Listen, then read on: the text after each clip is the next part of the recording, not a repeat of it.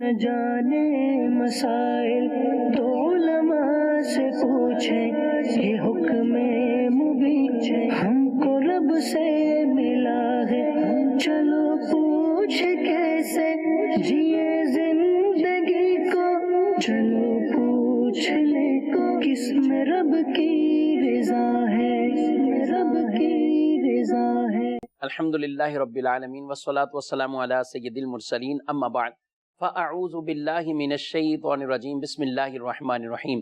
الصلاة والسلام علیک یا رسول اللہ وعلی آلک واصحابک یا حبیب اللہ، الصلاة والسلام علیک یا نبی اللہ وعلی آلک واصحابک یا نور اللہ۔ مدنی چینل کے ناظرین، پروگرام دارالافتاء اہل سنت لے کر ایک بار پھر آپ کی خدمتوں میں حاضر ہیں۔ اللہ رب العالمین ہم سب کو دین متین کے احکامات سیکھ کر سمجھ کر درست طریقے کے مطابق ان پر عمل کرنے کی توفیق عطا فرمائے۔ ابتداً درود پاک کی فضیلت ہمارے پیارے نبی صلی اللہ علیہ وآلہ وسلم کا فرمان معظم علی شان ہے، زینوا مجالسکم بالصلاۃ علیہ فإن صلاتکم علیہ نور لکم یوم القیامہ۔ ارشاد فرمایا، اپنی مجلسوں کو مجھ پر درود پڑھ کر آراستہ کر لیا کرو، تمہارا مجھ پر درود پڑھنا قیامت کے دن تمہارے لیے نور ہوگا۔ درود پاک کی برکتوں سے جہاں دنیاوی کئی مشکلات، مصائب، بیماریاں، تنگ دستیاں اللہ اپنی رحمت سے دور فرماتا ہے، وہاں اخروی طور پر بھی درود پاک کی برکتیں انشاءاللہ وہ ملیں گی۔ قبر میں بھی نور، حشر میں بھی نور، پیارے رسول صلی اللہ علیہ وآلہ وسلم کی شفاعت بھی ملے گی، حضور علیہ الصلوۃ والسلام کا قرب خاص، آپ صلی اللہ علیہ وآلہ وسلم سے درود پڑھنے والوں کے مصافحے، یہ روایات میں بیان کیا گیا ہے۔ اللہ کریم ہم سب کو کثرت سے درود پڑھنے کی توفیق عطا فرمائے۔ صلو علی الحبیب صلی اللہ تعالی علی محمد صلی اللہ علیہ وآلہ وسلم، صلاۃ و سلام علیکہ یا سیدی یا رسول اللہ وعلی آلک واصحابک یا سیدی یا حبیب اللہ۔ مدنی چینل کے ناظرین، موسم کچھ ٹھنڈا ہے، سردی والا موسم ہے، اور اس میں کئی طرح کے مسائل جو سردی سے ہی متعلق ہوتے ہیں وہ بھی لوگ عام طور پہ پوچھتے ہیں، ان کے سوالات بھی کرتے ہیں۔ تو اول تاخیر آپ ہمارے ساتھ اس پروگرام میں شامل رہیں۔ آج کے ہمارے پروگرام میں ہمارے مہمان مفتی جمیل صاحب ہیں، ان کو خوش آمدید کہتے ہیں۔ حضرت کیسے ہیں آپ؟ الحمدللہ، جزاکم اللہ خیر۔ ماشاءاللہ سے سردی آتی ہے تو طرح طرح کے مسائل درپیش ہوتے ہی ہیں، اور بالخصوص ایک ایسا طبقہ ہوتا ہے کہ جو وضو کا کوئی متبادل اس طور پر بھی سوالات عام طور پر پوچھ رہے ہوتے ہیں کہ ہم سردی زیادہ ٹھنڈ ہونے کی وجہ سے یا بعض عمر کے ایسے اسٹیج پر پہنچ جاتے ہیں کہ ان کے لیے پانی کچھ، اور بالخصوص ٹھنڈا پانی، وہ نقصان دہ ہوتا ہے۔ تو کیا شریعت میں اس طرح کی گنجائش اور کیا وہ شرائط اور صورتیں ہیں کہ جب آدمی پانی موجود بھی ہو پھر بھی اس کو تیمم کرنے کی وہ اجازت، وہ رخصت ملے؟ بطور خاص میں چاہوں گا سردی کے تناظر کو سامنے رکھتے ہوئے آپ اس پر کچھ ارشاد فرمائیے۔ تیمم یہ وضو کا اور اسی طرح غسل کا نعم البدل ہے۔ ٹھیک ہے، یعنی جب کسی آدمی کو وضو کی ضرورت درپیش ہو، غسل کی ضرورت پڑ جائے اور اس وقت وہ پانی پر قدرت حاصل نہ کر رہا ہو، صحیح، پانی استعمال کرنے پہ قدرت نہ ہونا، ایک صورت تو وہ ہوتی ہے کہ پانی ہی دستیاب نہیں ہے، اور پانی نہ ہونے کا مطلب یہ ہوگا کہ جس مقام پر آدمی ہے اس مقام کے چاروں طرف ایک ایک میل تک پانی میسر نہ ہو۔ ٹھیک ہے، ٹھیک ہے، تو عام طور پہ یہ کہ اتنے ڈسٹینس پہ اگر کوئی سفر نہ کر رہا ہو تو کہیں نہ کہیں سے پانی مل جاتا ہے۔ ٹھیک ہے، ٹھیک، اب جو دوسری صورت ہے پانی کے استعمال پر قدرت نہ ہونے کی، تو اس کی صورت یہ ہوتی ہے کہ پانی کا استعمال وہ ضرر پہنچا رہا ہوتا ہے، تکلیف پہنچا رہا ہوتا ہے۔ اب اس کی صورت کیا بنتی ہے کہ جیسے کوئی آدمی اگر پانی استعمال کرتا ہے تو اس کی بیماری بڑھنے کا اس کو صحیح اندیشہ ہے، صحیح خطرہ ہے، اب یہ صورت یہ ہے کہ اس کو تجربہ رہا ہے اس کی لائف میں کہ اس موقع پر جب بھی میں نے پانی استعمال کیا ہے تو میری بیماری بڑھ گئی. یعنی اگر پانی استعمال نہ کروں اور تیمم کی طرف آ جاؤں تو بیماری نہیں بڑھتی یا بیمار نہیں ہوتا. لیکن پانی اگر استعمال کیا تو یا تو بیمار ہو جاتا ہے جس کا تجربہ ہو, یا بیمار ہونے کا خطرہ ہے, یا بیماری جو ہے وہ مزید اس کا دورانیہ بڑھ جائے گا. تو اگر ایسی کوئی صورت ہو تو یہ بھی پانی پہ قدرت نہ ہونے میں شامل ہوتی ہے, اور وضو کی جگہ, غسل کی جگہ تیمم کرنے کی گنجائش نکل آتی ہے. صحیح. اب جیسے سخت سردی کا معاملہ آپ نے سوال میں ڈسکس کیا, تو بعض ایریا ایسے ہیں, بعض علاقے ایسے ہیں کہ جہاں سردی اتنی کثرت اور شدت کے ساتھ ہوتی ہے کہ پانی جو ٹنکیوں سے نیچے نل کے ذریعے, نلکوں پائپ لائن کے ذریعے استعمال کے لیے آ رہا ہوتا ہے تو وہ بھی جمنے لگتا ہے.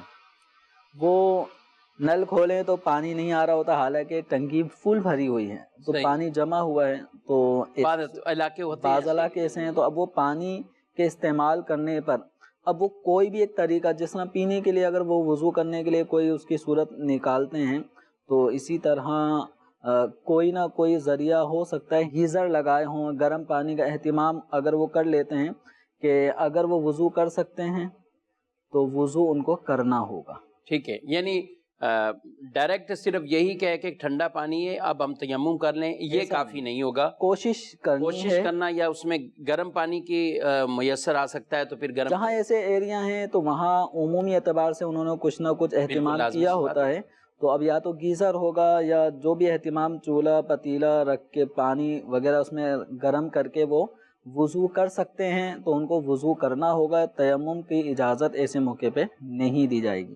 یا کوئی اب ایسی جگہ پہ پہنچ گیا ہے سفر کرتے کرتے کہ جہاں ٹھنڈا یخ پانی ہے اور پانی کا استعمال اس کو پتہ ہے, یعنی جیسے نہریں جاری ہیں اور سخت ٹھنڈا پانی ہے, یا چشمے کا پانی بہت زیادہ ٹھنڈا ہے اور سخت سردی ہے, اور اس کو پتہ ہے کہ اگر پانی کو میں نے استعمال کیا اور گرم پانی کرنے کے لیے کوئی ذریعہ بھی موجود نہیں ہے, اور یہ خطرہ بھی ہے, صحیح خطرہ, اندیشہ بھی ہے کہ پانی استعمال کرنے سے بیماری ہو جائے گی یا بیماری بڑھ جائے گی, ٹھیک ہے, تو وہ تیمم کر سکیں گے. اس سے تیمم کی رخصت ہے وہ موجود ہے. یہ وضو اور کا متبادل تیمم کا ہونا یا غسل کی صورت ہو تو تیمم دونوں کے اعتبار سے ہو سکتا ہے.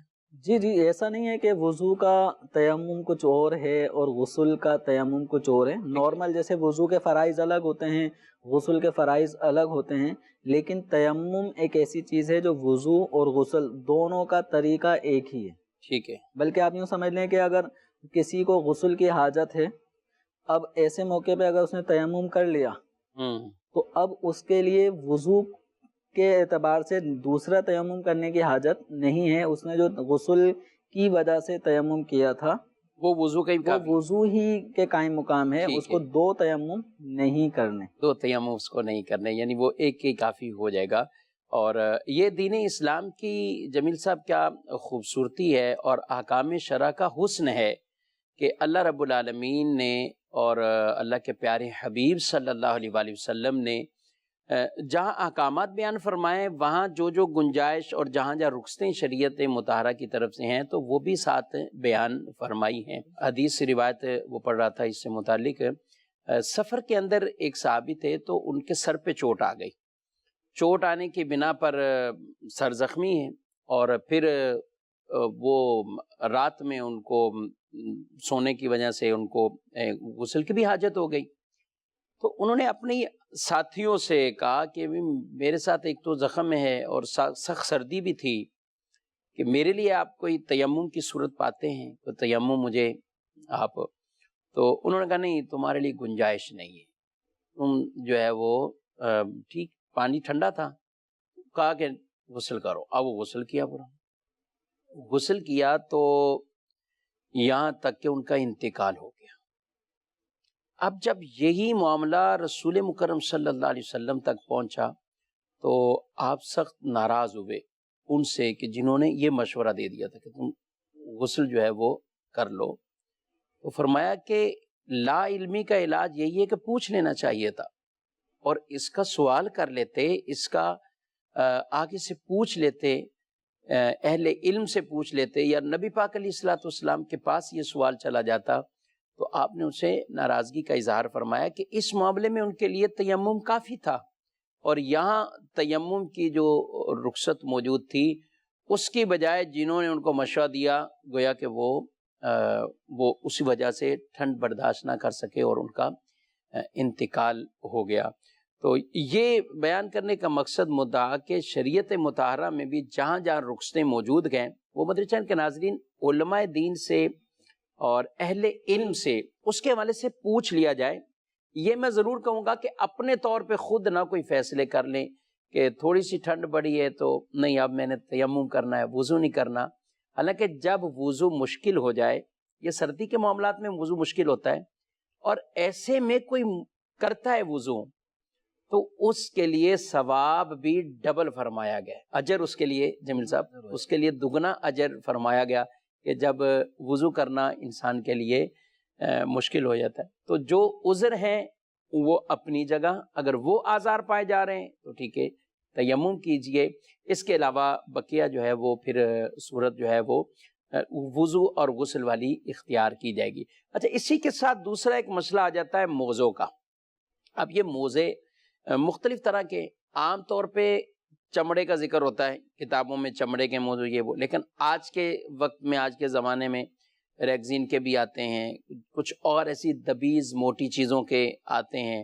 اچھا، کچھ اون کے جو عام کپڑے کے یہ موزے ہوتے ہیں یا اون کے موزے ہوتے ہیں، وہ بھی بڑے بڑے موٹے ہوتے ہیں، جوتے کے اندر استعمال کرتے ہیں۔ جی، ایک تو وہ جو جوتے میں استعمال ہوتے ہیں، ایک عام نارمل۔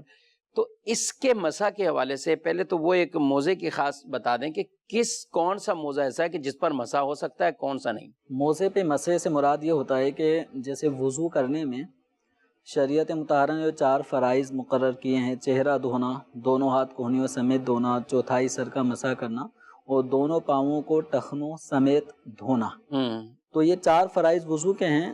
اب جو ہم موزوں پہ مسح کرنے کا مطلب سنتے ہیں تو اس کا مطلب یہ ہوتا ہے کہ ہم نے ایک دفعہ پورا وضو کر لیا، ٹھیک ہے، جس طرح باقاعدہ 4 فرائض ادا کیے جاتے ہیں، ایسے وضو کرنے کے بعد اب ہم نے موزے پہننے۔ اب موزے یہ جو جس کو ہم جرابے کہتے ہیں، جو نارمل ساکس وغیرہ ہوتے ہیں، جی، تو یہ یہاں پہ مراد نہیں ہے جو ہم جوتوں کے اندر یا چپلوں کے ساتھ بھی لوگ پہن لیتا ہے، موزے کہا جاتا ہے۔ تو ایک بڑی تعداد جو پورے سال سردی ہو یا گرمی ہو موزے پہنتے ہیں، وہ موزے پہنتے، تو وہ ساکس یہاں پہ مراد نہیں ہے، ٹھیک ہے، بلکہ یہاں پہ وہ ایک خاص قسم کے موزے ہیں کہ جو یا تو چمڑے کے بنے ہوئے ہوں، صحیح، یا سخت اچھے ریگزین کے بنے ہوں، کہ ایک بڑی تعداد، اب آج کل چمڑا بھی مہنگا یا سستا یا نہ ہونے جیسے بعض اوقات ریگزین بھی چمڑے کی شیپ میں بن کر آ رہے ہوتے ہیں، جی، تو اچھے ریگزین کا اگر موزہ بنا ہے تو وہ بھی چمڑے ہی کے حکم میں ہے۔ اسی طرح فقہاء کرام نے دبیز کوئی کپڑا ہو موٹا سخت، جیسے اس کو کرمچ کی بال بھی ایک آتی ہے نا، اس کے اوپر ایک کپڑا چڑھا ہوتا ہے، تو اس کرمچ والا جو کپڑا ہوتا ہے وہ بھی دبیز ہوتا ہے۔ تو عام طور پہ ایسے پانی سرایت کرنے میں، پانی کو وہ سرایت کرنے میں، یعنی قطرے اس پہ پڑ جائیں تو اندر تک وہ پاؤں کو تر نہ کریں، ٹھیک ہے، تو ایسا وہ سخت قسم کا ہو، موٹا کپڑا ہو، تو اس کپڑے کے موزے بنے ہوں، وہ ڈھیلے ڈھالے بھی نہ ہوں، باقاعدہ اس کو پہن کر آدمی چل پھر سکتا ہو، ٹھیک۔ تو اس انداز کے عمومی طور پہ جو موزے مارکیٹ میں ملتے ہیں وہ 2 طرح کے ہیں، یہ ایک تو چمڑے کے یا ریگزین وغیرہ کے، اس طرح کے جو سخت ہیں جس کو عام کپڑا نہیں کہا جاتا عام طور پہ، تو اس کے حوالے سے یہ جو مارکیٹ میں موزے ملتے ہیں، یہ باقاعدہ دیگر جو ساکس ہمارے جوتوں کے ساتھ پہننے والے ہوتے ہیں ان سے بالکل الگ ہی نوعیت کے، یہ آپ دیکھیں گے ان کو، ٹھیک ہے، تو ایسے موزے آپ پہن لیں وضو کرنے کے بعد۔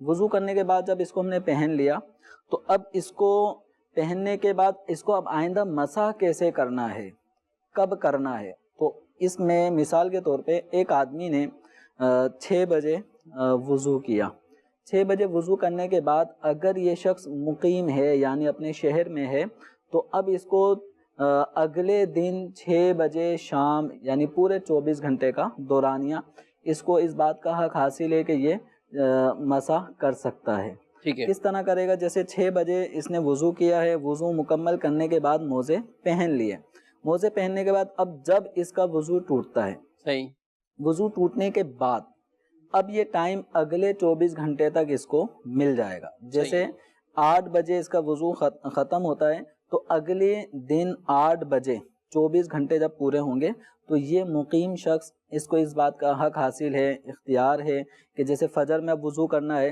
تو وضو کرنے میں چہرہ دھوئے گا اچھی طریقے سے، کونیوں سمیت دونوں ہاتھ دھوئے گا، سر کے چوتھائی حصے کا مسح یہ ضروری ہے، فرض ہے، یعنی سنت کے مطابق پورا وضو کر لے. اب پاؤں دھونے کا جب مرحلہ آتا ہے تو پاؤں دھونے کے لیے موزے نہ اتارے، کیونکہ اس نے موزے وضو کی حالت میں پہنے ہوئے تھے. اب یہ کیا کرے گا؟ اپنے ہاتھوں کو جب جیسے نل کے نیچے گیلا کر لیا، نل بند کر دیا، اب یہ پانی کے قطرے ٹپک رہے ہیں، یعنی گیلا ہاتھ ہو، تو اب یہ کیا کرے گا؟ سیدھے ہاتھ کو سیدھے موزے پر جو اوپری حصہ ہے، پاؤں کے اوپری حصہ، اس پہ یوں پھیرے گا جہاں تک موزہ پہنا ہے اس نے. اسی طرح الٹے ہاتھ کی جو تر انگلیاں ہیں ان کو الٹے پاؤں کے موزے پر یہ اس طرح پھیرتا ہوا اوپر تک لے آئے، یعنی دونوں ہاتھوں کو تر کر کے یوں کر لے. دونوں ہاتھوں کو تر کرنے کے بعد دونوں پاؤں کے اوپری حصے پہ رکھے اور گیلی انگلیاں اس پہ پھیرتا ہوا اوپر تک لے آئے. تو اب اس آدمی کے لیے یہ ضروری نہیں ہے کہ موزے اتارے تو پھر پاؤں دھوئے. صحیح، اس کے لیے یہ رخصت ہے. آپ نے کہا کہ فجر میں جیسے اس نے باوضو موزے پہنے ہیں، اب اس کو جب وضو کی حاجت ہوئی تو اس وقت سے لے کر اس کو 1 دن اور 1 رات کا ٹائم پیریڈ ہے. تو یہ نماز کے ٹائم تو اس نے مسح کر لیا، ٹھیک ہے، اور نماز کے بعد اس نے آرام کرنا تھا، موزے اتار کے سائڈ پہ رکھ دیے، سو گیا. اب صبح کیا کرنا ہے پھر؟ اب اگر اس کو جیسے موزے ہیں یعنی یہ جو آپ نے پہننے کا کہا ہے کہ 24 گھنٹے اس کو وقت ملے گا تو اس میں بیچ میں اتارنے نہیں ہیں؟ اتارنے نہیں. اچھا، اتارنے نہیں ہے. فائدہ کیا ہوا موزے پہ مسح کرنے کا؟ تو یہ شریعت مطہرہ نے سخت سردی عام طور پہ جن علاقوں میں ہوتی ہے تو ان کے لیے یہ رعایت دی ہے. ٹھیک ہے. مقیم آدمی جو اپنے شہر میں مقیم ہے یا کسی دوسرے شہر میں 15 دن اس سے زائد رہے مقیم ہے تو اس کے لیے 24 گھنٹے کا دورانیہ ہے، اور جو مسافر ہے اس کے لیے 72 گھنٹے 3 دن 3 رات اس کے لیے ڈیوریشن ہے کہ وضو کرنے کے بعد جب وضو ختم ہوا تو اس کے بعد سے اس کے لیے ٹائم شروع ہو جائے گا. تو اب اگر اس دوران اس نے مسافر نے یا مقیم نے، جبکہ اس کو ابھی پورا ٹائم حاصل ہے موزے پہ مسح کرنے کا، گرمی کی وجہ سے موزے اتار دیے، موزے اتارنے کے بعد اب آئندہ دوبارہ وضو کرنے کی جب ضرورت ہوگی تو انہوں نے موزے پہن لیے اور یہ کہیں کہ میں اب مسح کر لیتا ہوں، تو مسح کافی نہیں ہے. کیونکہ جس مقصد کے تحت آپ کو موزے پہ مسح کرنے کی رخصت دی تھی وہ یہ تھی کہ آپ کے پاؤں کو سردی لگ رہی ہے اور اس میں پانی نقصان دے گا. جب آپ نے موزے اتار دیے تو موزے اتارنے کے بعد وہ مسح ختم ہو گیا. اچھا، اب یہاں پہ شفیق بھائی، کسی آدمی نے مثال کے طور پہ 6 بجے وضو کر کے موزے پہن لیے، ٹھیک ہے، وضو کرنے کے بعد اب ان کے لیے نماز پڑھنا بھی یہ سارے معاملات ٹھیک ہو گئے. اگر اس صورت میں موزے اتار لیے، صحیح، وضو ٹوٹنے والی کوئی چیز نہیں پائی گئی، ٹھیک ہے، صرف موزے اتار لیے، اور موزے اتارنے کے بعد اب انہوں نے دوبارہ پہن لیے کہ بھئی گرمی لگ رہی تھی اتار دیے، پھر پہن لیے، اور وضو برقرار رہا ہے. اب وضو ٹوٹنے والی کوئی چیز نہیں پائی گئی.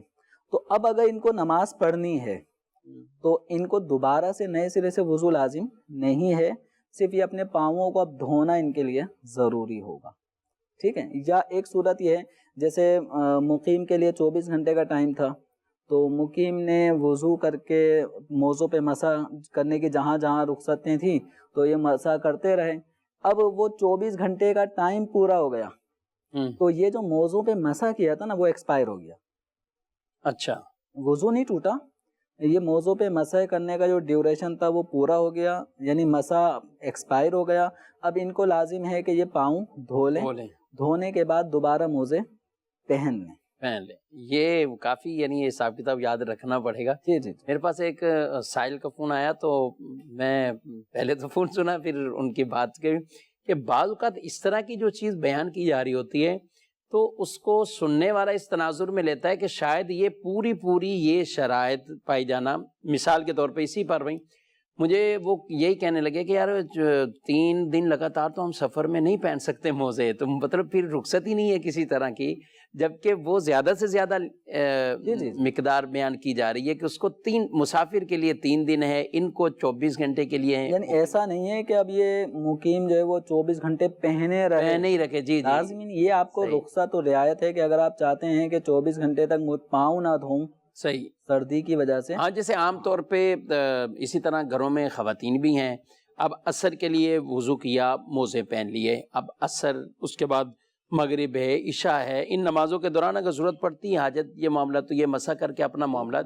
اب عشاء کی نماز پڑھی، اتار دیے، پھر اگلے دن نئے سرے سے دوبارہ وضو کر کے پھر موزے پہنے، تو وہ یہ 2-3 کی نمازوں بھی کر سکتے ہیں. بالکل ایسا نہیں ہے کہ 24 گھنٹے اب موزے پہننا آپ کے لیے ضروری ہو گیا. ٹھیک ہے، آپ کو گرمی لگتی ہے موزے اتار دیں. ٹھیک ہے. مدنی چینل کے ناظرین، یہ موضوع پر مسح کے حوالے سے بالخصوص جو مسئلہ ہم نے سنا ہے تو یہ وہی ہے جو چمڑے کے ہوں اور ریگزین کے ہوں.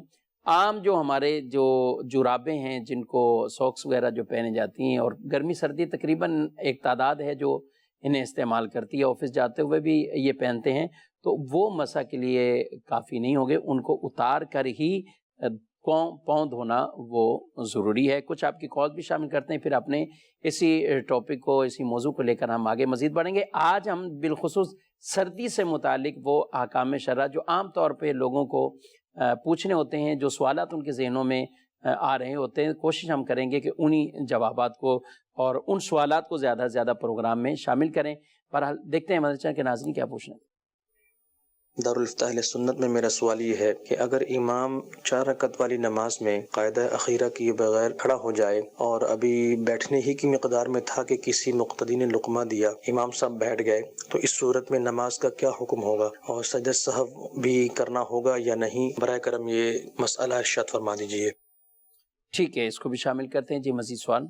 محمد اشرف اتاری کتاب کا سوال یہ ہے کہ وضو میں چہرہ جب دھوئیں تو چہرے کی حد کیا ہے یہ بتا دیجیے، اور داڑھی اور مونچھ کی حد کیا ہے کہ جب نائی کے پاس جائیں اور خط بنوائیں کہاں تک بال کٹوا سکتا ہے؟ جی جی بالکل، اس کو بھی شامل کرتے ہیں. مزید سوال. میرا نام محمد ظہیر ہے اور میں جوہر ٹاؤن سے بات کر رہا ہوں. میرا 14 سال کا بیٹا جو ہے ایکسیڈنٹ میں فوت ہو گیا ہے. تو یہ جو کپڑے وغیرہ ہوتے ہیں جو مردے کو کپڑے اتارتے ہیں، جب اس کو غسل دیتے ہیں جو کپڑے اتارتے ہیں ان کا کیا کرتے ہیں، یہ مجھے بتا دیجیے گا. اللہ کریم ان کی بخشش و مغفرت فرمائے، الواحقین کو صبر عطا فرمائے.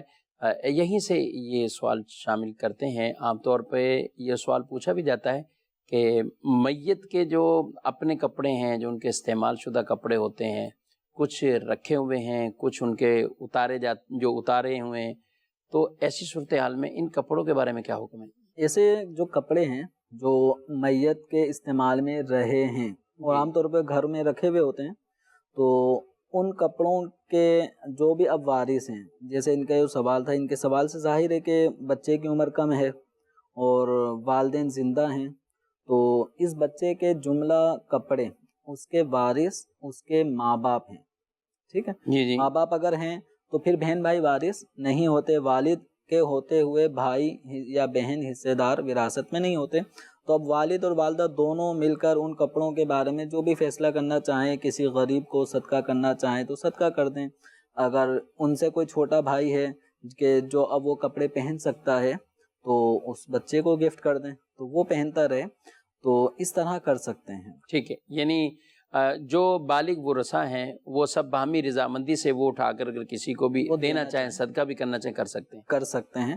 تو اب اس میں جیسے جو بالخصوص میت کے جسم پہ جو کپڑے ہوتے ہیں تو اس کو بھی بآسانی اتارنا جہاں ممکن ہوگا تو اس کو پھر کینچی سے کاٹ کے اس کو ضائع نہیں کریں گے. اس کو بآسانی اتارنا جب ممکن ہے تو پھر اس کو اتارا جائے گا.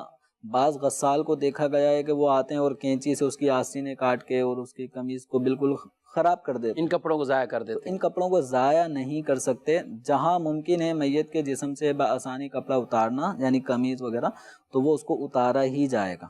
ٹھیک ہے، بعض اوقات میت سخت اور اس طرح جسم ہو جاتا ہے تو وہ ایک الگ بات، وہ ایک الگ میٹر ہے کہ پھر وہ بغیر اس کے کاٹے اترے گا نہیں. تو وہ ایک امر مجبوری اس کو کاٹنے کی، لیکن اس میں بھی ضائع کرنے والے انداز میں نہ کاٹا جائے. جتنا ممکن ہے کہ اتنا کاٹ دیا کہ بعد میں اس کو سلائی کر کے استعمال کیا جا سکے. تو یعنی بالکل بیکار نہ کر دیں.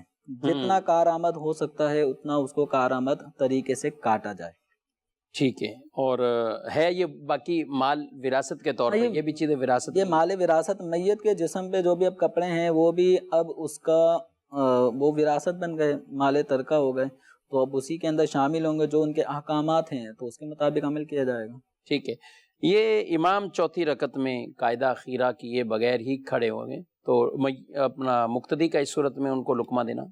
اب اس کی مختلف صورتیں ہو سکتی ہیں، جیسے امام صاحب چوتھی رکعت کے اندر قاعدہ اخیرہ میں بیٹھنا ہے، وہ قاعدہ اخیرہ فرض ہے، تو اب قاعدہ اخیرہ کیے بغیر وہ اٹھنے لگے اور فوراً ہی مقتدی نے لقمہ دے دیا.